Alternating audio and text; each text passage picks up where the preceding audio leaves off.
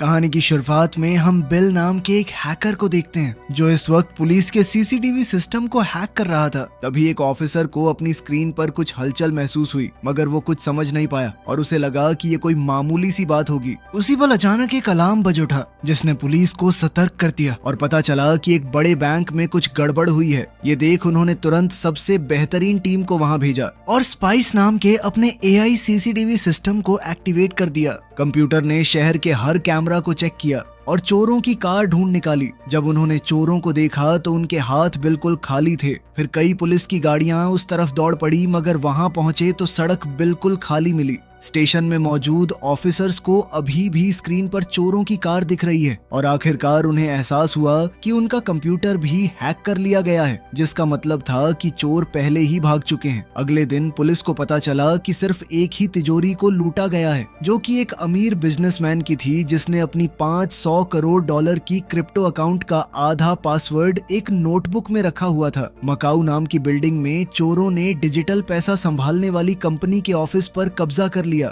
इसके चलते कुछ कर्मचारियों की पिटाई भी हो गई और जल्द ही पूरे स्टाफ को बंधक बना लिया गया। फिर एक कर्मचारी को कंपनी का मेन दरवाजा खोलने के लिए मजबूर किया गया और मैक ने एक कंप्यूटर का इस्तेमाल करके बिल को सारी जानकारी दे दी। तब उन्हें पता चला कि ये कंपनी तो बड़े बड़े लोगों के साथ काम करती है, जिसमें देश की सबसे बड़ी क्रिप्टो कंपनी का मालिक भी शामिल है। उसके अकाउंट में 10 अरब से भी ज्यादा पड़े हैं। बिल ने लीडर जॉन के मना करने के बावजूद भी मैक से कहा कि इसकी जानकारी भी कॉपी कर ले, लेकिन उसी वक्त पुलिस पहुंच गई और चोर तुरंत लिफ्ट की तरफ भागने लगे। जॉन लॉबी के एक कैफे में मौजूद था ताकि वो बिना शक पैदा किए वहां से निकल सके। हालांकि वो गलती से एक औरत के सामने आ गया जब वो फोन पर फोटो ले रही थी। उधर लिफ्ट से निकलते ही गैंग और पुलिस वालों के बीच में भागा दौड़ी शुरू हो गई। अपराधियों ने बाहर निकलने का रास्ता ढूंढते हुए कई लोगों को गिरा दिया, लेकिन आखिरकार उन्हें रास्ता बंद मिला और ऑफिसर्स उन तक पहुंच गए। दोनों टीम एक दूसरे से जबरदस्त तरीके से लड़ने लगी और इस लड़ाई में चोरों ने कैप्टन सैम को बंधक बना लिया। दूसरे ऑफिसर्स गोली नहीं चला सकते, इसलिए उन्हें चुपचाप देखना पड़ा और अपराधी कैप्टन के साथ लिफ्ट में भाग गए।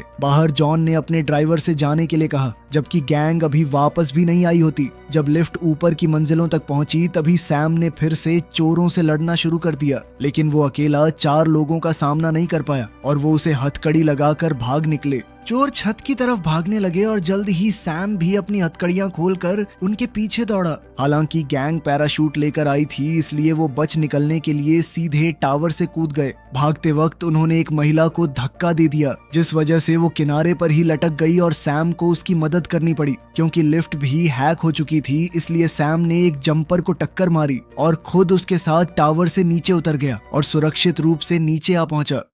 जब चोर एक होटल की छत पर उतरने लगे तो पुलिस की दूसरी टीम उनका इंतजार करने लग गई और फिर एक भयंकर युद्ध शुरू हो गया। अपराधियों ने आसानी से ऑफिसर्स को नीचे गिरा दिया और अपने औजारों और मुखौटों का इस्तेमाल करके छत से भाग गए। फिर उन्होंने जल्दी से अपने कपड़े बदल लिए, जबकि बिल सिक्योरिटी कैमरों की सारी फुटेज डिलीट करने लग गया ताकि स्पाइस उनका पीछा न कर सके। जल्द ही पुलिस का सीसीटीवी सिस्टम पूरी तरह बंद हो गया और सैम ने होटल में पैदल तलाश शुरू कर दी। पुलिस वालों ने अपने शरीर पर कैमरा फिट कर लिया ताकि वहां से गुजरने वाले हर व्यक्ति को रिकॉर्ड किया जा सके, उम्मीद करते हुए कि शक्ल पहचानने वाला सॉफ्टवेयर उन्हें पकड़ लेगा। जॉन भी भेस बदलकर होटल पहुंच गया और अपने गैंग से मैनेजर का ध्यान हटाने के लिए कई तरह की परेशानियां खड़ी करने लगा। चोर लगातार भेष बदलकर अलग अलग कमरों में घूमने लगे, जिससे वो खुद को कभी टूरिस्ट तो कभी कर्मचारी के रूप में बदलने लगे। इसी बीच सैम ने मैक को देखा और लिफ्ट में हुई लड़ाई की वजह से उसकी कान की बाली को पहचान लिया और बिना देरी के उसके पीछे भाग गया। लेकिन मैक कैफेटेरिया में कई कस्टमर्स में से एक बनकर छुप गया। तभी अचानक कैमरा ने ये पहचान लिया कि वहां से गुजरने वाले चेहरों में से एक चेहरा सिस्टम में मौजूद नहीं है, इसलिए पुलिस उस आदमी के पीछे भागने लगी। जॉन जानबूझकर एक ऑफिसर से टकरा गया ताकि उसके कैमरे का लेंस थोड़ा धुंधला हो जाए और मैक इस मौके का फायदा उठाकर आगे बढ़ गया। ऑफिसर्स की टीम दोनों आदमियों के पीछे जाने के लिए अलग अलग हो गई, लेकिन मैक ने एक औरत का भेष बना लिया और उसका साथी बूढ़ा आदमी बन गया और वो भाग निकले। उसी वक्त लॉबी में खास लाइट शो चल रहा था। तभी बाकी चोर सिक्योरिटी गार्ड बनकर भीड़ में घुल मिल जाते हैं, लेकिन जैसे ही पुलिस वाले वहां पहुंचे अपराधी बाद ही तुरंत कूदकर प्लेटफॉर्म के नीचे से निकल गए। बाद में पुलिस स्टेशन के अंदर बिजनेसमैन चिल्लाने और चीजें तोड़ने लग गया क्योंकि उसका अकाउंट खाली हो चुका था। पुलिस ऑफिसर्स ने आगे की योजना पर चर्चा करी और इंस्पेक्टर लारा ने कहा कि उन्हें अपने रिटायर्ड बॉस को वापस बुला लेना चाहिए। सैम ने कहा कि एक बूढ़ा आदमी AI ट्रैकिंग से कैसे निपटेगा, लेकिन लारा ने उसे याद दिलाया कि स्पाइस अब बेकार हो चुका है क्योंकि उसे हैक कर लिया गया है। इसलिए उन्हें किसी ऐसे इंसान की जरूरत है जिसे पुराने तरीके से पुलिस का काम करना आता हो। फिर ऑफिसर्स ने रॉक और हेलन को दिग्गज एजेंट वोंग को वापस लाने भेजा, जिसकी फाइल अद्भुत कारनामों से भरी हुई थी। वो एक स्पेशल ऑफिसर था जिसका दूर दूर तक कोई मुकाबला नहीं है, लेकिन उसके करियर में एक दाग था कि उसकी वजह से उसके पार्टनर को अपनी जान गंवानी पड़ी थी। जब वो दोनों वोंग के पड़ोस में पहुंचे तो वो ये देख हैरान हो गए कि वोंग बस कुत्ते घुमा रहा होता है। हेलन वोंग का पीछा करते करते एक कैफे तक चली गई और दिखावा करने लगी कि जैसे वो बस एक स्टूडेंट हो, मगर वोंग उसकी टेबल पर बैठ गया और उसने बताया कि उसने हेलन और रॉक को पूरे दिन उसका पीछा करते हुए देख लिया था। वोंग को उसका नाम भी पता होता है। फिर पता चला कि हेलन वोंग के मरे हुए सबसे अच्छे दोस्त की बेटी है और बचपन के बाद से उनकी मुलाकात नहीं हुई थी। वोंग उसे उसके पिता का बैज नंबर विरासत में लेने के लिए बधाई देता है और फिर उन सब गलतियों की लिस्ट बताता है जो इन दोनों ने वोंग का पीछा करते वक्त की थी। उसने रॉक का बैज भी बिना उसे पता चले चुरा लिया था।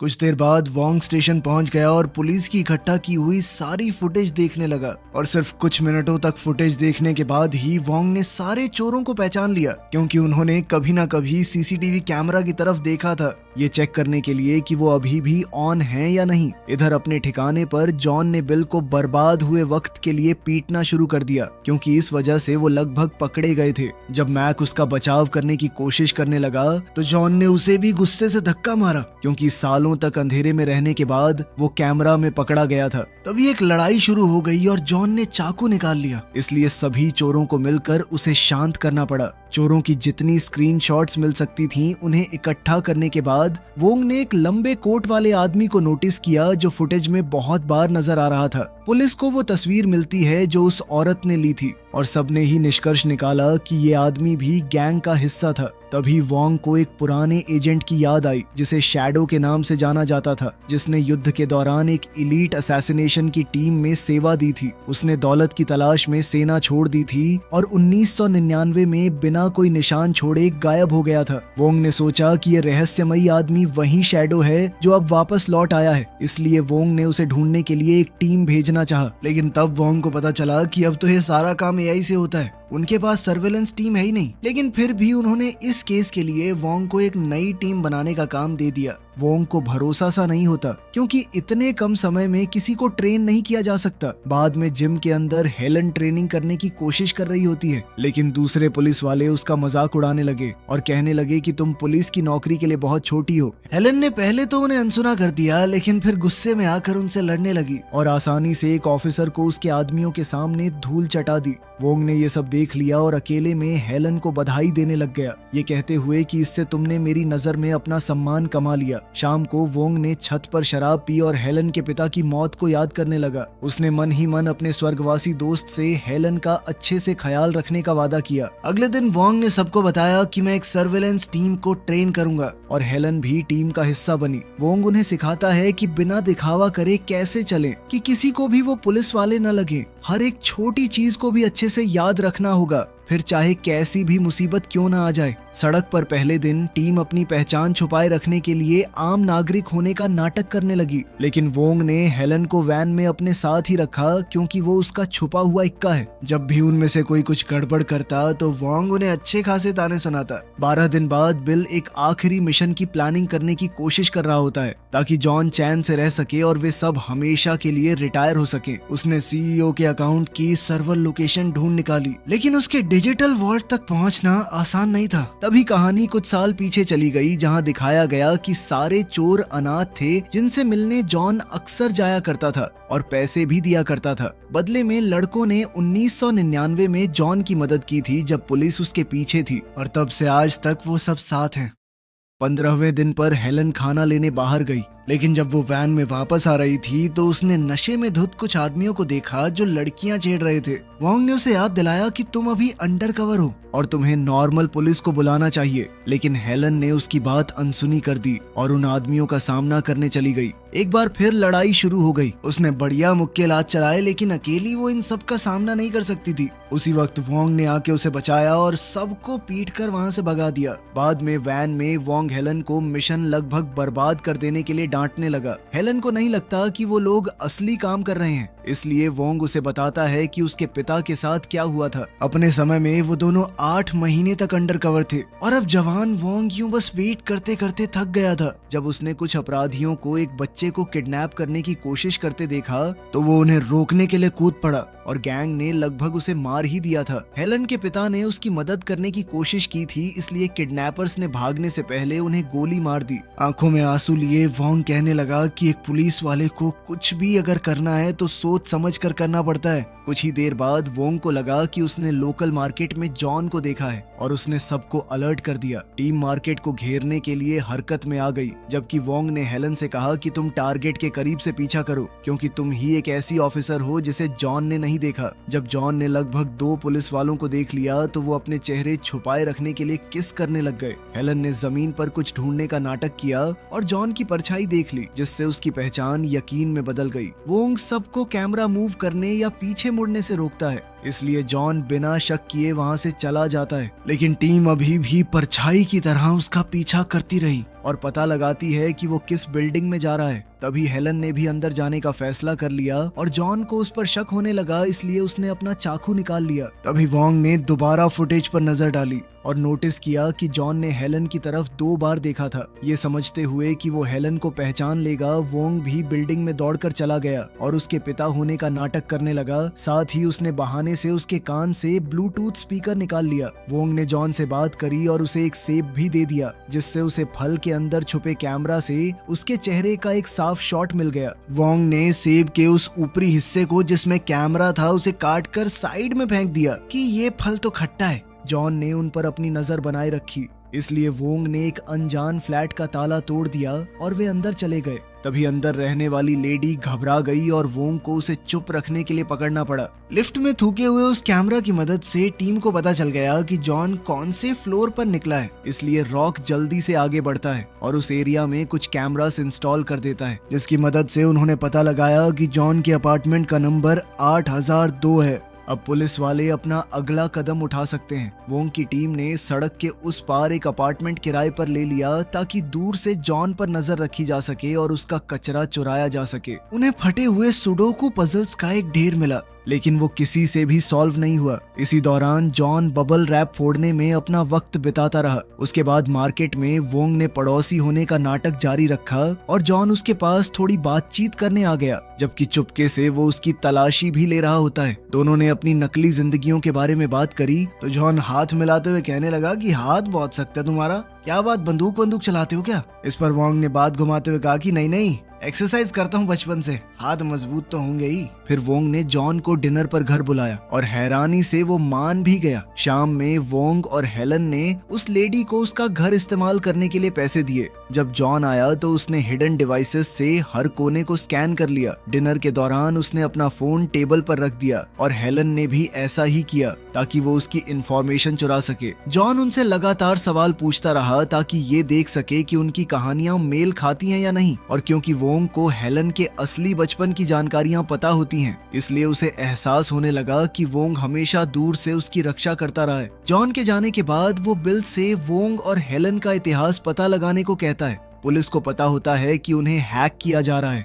इसलिए उन्होंने उन दोनों की फेक प्रोफाइल्स बना रखी होती हैं। कुछ ही मिनट बाद किसी ने दरवाजा खटखटाया और वोंग ने जब उसे खोला तो सामने बिल का ट्विन ब्रदर टिम होता है। मारपीट शुरू हो गई और वोंग उसकी बंदूक गिराने में कामयाब हो गया, लेकिन टिम के पास दूसरी गन होती है। वो लगातार गोलियां चलाने लगा और वोंग बड़ी मुश्किल से किसी तरह बच पा रहा था। दोनों के बीच में अब जबरदस्त लड़ाई चल रही थी। बिल स्क्रीन्स पर लड़ाई देख रहा होता है, लेकिन वो परेशान नहीं होता क्योंकि ये हमेशा से उसके प्लान का हिस्सा था। डिनर के दौरान उसने हेलन के फोन को हैक कर लिया था और अब उसके पास पुलिस स्टेशन के अंदर वाले कैमरा का भी लाइव फुटेज है। सड़क के उस पार वाली टीम लड़ाई नहीं देख पाती क्योंकि बिल ने उनके कैमरास को हैक कर रखा था और उन्हें नकली फुटेज दिखा रहा था। उन्हें शक तो तब हुआ जब हेलन कमरे के अंदर आ गई, जबकि वो तो अभी भी स्क्रीन पे दिख रही थी। इसलिए वे जांच करने के लिए भाग पड़ते हैं। तभी बिल ने अपने भाई को इन्फॉर्म किया कि कॉप्स आ रहे हैं। इसलिए टिम ने जल्दी से काम खत्म करने के लिए धुआंधार गोलियां चलानी शुरू कर दी ताकि वोंग को छुपने पर मजबूर कर सके। फिर वो स्पेशल केबल्स का इस्तेमाल करके बैल्कनी और विंडो से कूदकर भाग गया।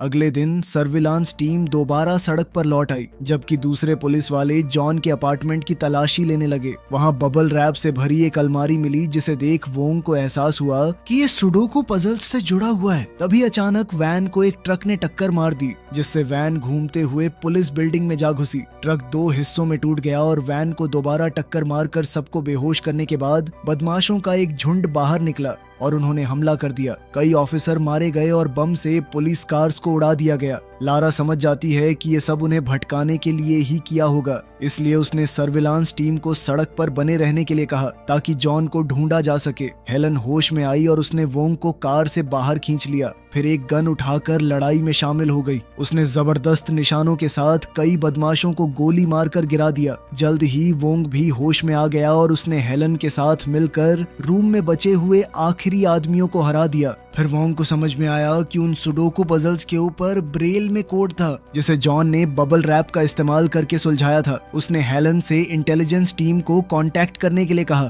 ताकि वो भी उसके अंदर छुपे कोड का पता लगा पाए। अब बाकी की टीम सीधा पुलिस स्टेशन के अंदर ही घुसती जा रही थी। इसी दौरान सर्विलांस टीम के 2 मेंबर्स ने जॉन को एक पुराने अनाथ आश्रम में ढूंढ निकाला। लारा उन्हें ऑर्डर्स देने ही वाली होती है कि तभी पुलिस बिल्डिंग की लाइट चली गई और पूरी टीम का संपर्क टूट गया। अनाथ आश्रम के अंदर जॉन को कुछ गुंडों ने घेर लिया और वो समझ गया कि बिल ने उसे धोखा दिया है, लेकिन इस उम्र में भी वो एक जबरदस्त फाइटर है और अपने चाकू के साथ एक ही वक्त में सभी गुंडों से लड़ने में उसे कोई दिक्कत नहीं होती। फिर भी उसे 2-3 बार चोट लग जाती है। स्टेशन में वोंग ने बदमाशों से लड़ना जारी रखा, जो खास तौर पर उसी के पीछे लगे हुए थे क्योंकि उसके सिर पर बड़ा इनाम रखा गया था। लेकिन उसने बदले में कई बदमाशों को मार गिराया। हेलन चुपके से इधर उधर घूमती रही जब तक कि उसे एक सैटेलाइट फोन नहीं मिल गया और वो रॉक को ब्रेल के बारे में बताने के लिए कांटेक्ट करने लगी, लेकिन एक बदमाश ने उस पर हमला कर दिया। दोनों में काफी लड़ाई हुई और बहुत जद्दोजहद के बाद हेलन बदमाश औरत को खिड़की के बाहर फेंक कर जीत गई। खुशकिस्मती से बैकअप आ गया और पुलिस फोर्स ने आखिरकार लड़ाई खत्म कर दी। ऑर्फनेज में जॉन एक खतरनाक लड़ाई के बाद सभी गुंडों को मार चुका था। उसने गुस्से में कैमरा की तरफ अपना चाकू तान दिया, लेकिन तभी टिम वहां पहुंचा और कहने लगा कि ये मेरा आइडिया था। तभी बिल घबरा सा गया क्योंकि उसके भाई की मौजूदगी प्लान का हिस्सा नहीं थी। टिम समझ गया था कि जॉन को जिंदा रखना बहुत खतरनाक साबित होगा और उस पर लड़ने के लिए कूद पड़ा। वो दोनों ही बहुत अच्छे फाइटर्स थे। एक दूसरे का जमकर मुकाबला करते हुए वो एक खिड़की तोड़कर नीचे जा गिरे। टिम ने देखा कि उसके पेट में चाकू घुसा हुआ है। टिम ने उसके खिलाफ चाकू इस्तेमाल करने की कोशिश की, लेकिन जॉन ने उसे उल्टा घुमाकर अपने पसंदीदा बेटे को मार गिराया। पुलिस ने अनाथ आश्रम को घेरना शुरू कर दिया, इसलिए रोते हुए बिल के पास असली प्लान के मुताबिक धमाका करने के अलावा कोई और रास्ता नहीं बचा। कुछ समय बाद लारा ने वोंग और हेलन को बताया कि उसने सीईओ की क्रिप्टो को पिछले मिशन के बाद सुरक्षित रखने के लिए पुलिस स्टेशन के डिजिटल अकाउंट में ट्रांसफर कर दिया था। जब उन्होंने तिजोरी चेक करी तो वो खाली मिली। पता चला कि वो चोर अपना भेस बदल कर आए थे। वो बैकअप टीम का हिस्सा होने का नाटक कर रहे थे, इसलिए जब बाकी सब घायल लोगों को बचा रहे थे तब उन्होंने तिजोरी लूट ली। अनाथ आश्रम में जॉन मलबे से जिंदा बाहर निकला और टिम के लिए रोने लगा। तभी पुलिस ने उसे घेर लिया और उसने खुद को उन्हें सौंप दिया और कहा कि मैं अपना जुर्म कबूल करूंगा। स्टेशन में लारा ने दोबारा स्पाइस ऑन किया और कंप्यूटर ने जल्दी ही चोरों वाली वैन ढूंढ निकाली। पुलिस उनका पीछा करते हुए उसी होटल तक पहुंच गई, इसलिए चोर अलग अलग दिशा में भागने लगे। वोंग ने लॉन्ड्री रूम में बिल को ढूंढ लिया और दोनों में मारपीट शुरू हो गई। तभी 2 और चोर बीच में आ गए और बिल को भागने के लिए कहने लगे और कहा कि हम वोंग को संभाल लेंगे। वो दोनों जोड़ी में एक ही तरह से लड़ने लगे, इसलिए वोंग को उनका सामना करने में दिक्कत होने लगी। बाहर हेलन ने नोटिस किया कि एक बड़ा इवेंट हो रहा है। उसने अंदाजा लगाया कि बिल भीड़ में छुपा हुआ होगा, लेकिन वो उसे ढूंढ नहीं पाती। पुलिस वैन में सैम जॉन को उसका फोन वापस देता है और उसे बिल को कॉल करने के लिए कहता है। दुर्भाग्य से क्रिमिनल्स के डिवाइसेस ट्रेस नहीं किए जा सकते, इसलिए हेलन को फोन पर बात कर रहे आदमी को खुद ढूंढना पड़ता है। जल्द ही बिल समझ गया कि ये पुलिस वालों की एक चाल है और वो तुरंत दोबारा चलना शुरू कर देता है। हेलन को वोंग की बात याद आई कि कैसे उसने तुरंत पहचान लिया था कि एक आदमी कैमरे को बार बार देख रहा है। वहीं लॉन्ड्री रूम में वोंग ने एक औजार का इस्तेमाल करके एक चोर को बेहोश कर दिया और दूसरे को वॉशिंग मशीन में लॉक कर दिया। पुलिस वैन में जॉन ने ध्यान भटकाने के लिए फोन गिरा दिया और पुलिस वालों से लड़ना शुरू कर दिया। उसने एक ऑफिसर की गैस ग्रेनेड को एक्टिवेट कर दिया और अफरा तफरी का फायदा उठाकर सबको गिरा दिया। उधर रॉक ने हेलन को ढूंढ लिया और सर्च जारी रखने से पहले उसे अपने कान का स्पीकर दे दिया। जल्द ही वोंग ने बिल समझकर किसी और को इधर दबोचा, लेकिन बाद में पता चला कि बिल ने उससे कपड़े बदले थे। इस वक्त बिल एक ट्रेन स्टेशन में एंटर कर रहा था और रॉक उसके बिल्कुल पीछे था, लेकिन वो अपनी टीम को ये बता पाता उससे पहले ही जॉन ने वहां से गुजरते हुए उसे चाकू मार दिया। फिर जॉन ने बिल को पकड़ा और उसे भी दे दनादन कई वार करके मार डाला। मरने से पहले बिल ने उसे क्रिप्टो का पासवर्ड बता दिया। जब पुलिस लॉन्ड्री रूम में उन दोनों को अरेस्ट कर रही होती है, तब हेलन रॉक को ढूंढ लेती है, लेकिन वो भी मर जाता है। कुछ समय बाद पुलिस के पास जॉन के बारे में कोई लीड नहीं होती, क्योंकि चुराया गया पैसा मूव नहीं किया गया होता। वोंग ने बताया कि वो पुराने जमाने का चोर है, इसलिए हेलन को एहसास हुआ कि जॉन को क्रिप्टो कैश करना आता ही नहीं होगा। अब वो दोनों चुपके से उस बिजनेसमैन पर नजर रखने लगे और जब वोंग खाना लेने गया तब हेलन नोटिस करती है कि बिजनेसमैन एक होटल जा रहा है। वो उसका पीछा करती है और जान लेती है कि जॉन ने पासवर्ड के बदले पैसे मांगे हैं। उन्हें दोपहर में एक टी हाउस में मिलना होता है। अपनी टीम का इंतजार करने के बजाय हेलन अकेली टी हाउस चली गई और जॉन ने उसे तुरंत पहचान लिया। वो थोड़ा वक्त बर्बाद करने के लिए इधर उधर की बातें करती रही। जॉन ने उन्हें सुन लिया और जल्दी से हेलन को बेहोश कर दिया। फिर पिछले दरवाजे से भागने की कोशिश करने लगा, लेकिन वोंग पहले ही उसे बंद कर चुका था। वोंग ने जॉन का सामना किया, जिसने अपने चाकू से लोगों को मारना शुरू कर दिया था। क्लाइंट्स घबरा गए जब दोनों आदमियों ने लड़ना शुरू किया। वोंग को कई बार चाकू लगा। वोंग ने उसे धीमा करने के लिए उस पर उबलता हुआ बर्तन भी फेंका और वो कैफे में पड़ी चीजों को एक दूसरे पर फेंकने लगे। अपने आसपास की चीजों को हथियार की तरह इस्तेमाल करते हुए वो दोनों एक दूसरे से पागलों की तरह लड़ रहे थे। जॉन ने चाकू से वोंग पर हमला किया और ऐसा लग रहा था मानो वो उसे मारने ही वाला है, लेकिन तभी वोंग ने उसे पीछे धकेल दिया। जब हेलन होश में आई, दोनों आदमी टूटती हुई छत से नीचे गिर गए। जॉन वोंग को मारने ही वाला होता है, लेकिन हेलन उसे पीछे से मार देती है, जिसके बाद जॉन उसकी तरफ लपका। वोंग उसकी मदद के लिए दौड़ता है और स्ट्रगल में उसकी गर्दन पर चाकू लग जाता है। ये देखते ही हेलन वोंग को बचाने के लिए आगे बढ़ी। हेलन ने वोंग के घाव को देखा। खुशकिस्मती से वो इतना गहरा नहीं होता कि उसे मार सके, लेकिन इसका फायदा उठाकर जॉन वहां से निकल गया था। वोंग की सिखाई टेक्निक्स का इस्तेमाल करके उसने जल्द ही जॉन को ढूंढ निकाला। जल्दी ही बैकअप आ गया और पुलिस वालों ने सारी सड़कें ब्लॉक कर दी। जॉन ने दोबारा अपने चाकू से हेलन पर हमला करना चाहा, लेकिन इस बार हेलन ने उसकी चाल समझते हुए उसे नीचे गिरा दिया। अब वो अपनी आगे की जिंदगी जेल में गुजारेगा। इसी दौरान पता चलता है कि बिल और टिम का एक तीसरा ट्विन भी था, जिसे बचपन में फॉरेन पेरेंट्स ने अडॉप्ट कर लिया था। स्टेशन सिक्योरिटी कैमरा पर पासवर्ड सुनने के बाद वो क्रिप्टो अकाउंट अनलॉक कर लेता है और पैसे का इस्तेमाल वोंग, हेलन और जॉन पर बाउंटी रखने के लिए करता है, ताकि अपने भाइयों की मौत का बदला ले सके। वीडियो पसंद आई तो लाइक कर देना, चैनल को सब्सक्राइब कर लेना। मिलते हैं अगली वीडियो में।